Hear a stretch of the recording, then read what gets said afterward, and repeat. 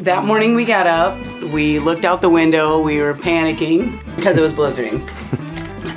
We could hardly see the neighbor's house. That was Saturday, April 14th. Remember the day of the super blizzard? And Julie was the mother of the bride. I got Julie on the phone, and Julie says, "We're going to go, Tony." And I said, "Well, you know, we might have another 6 inches of snow."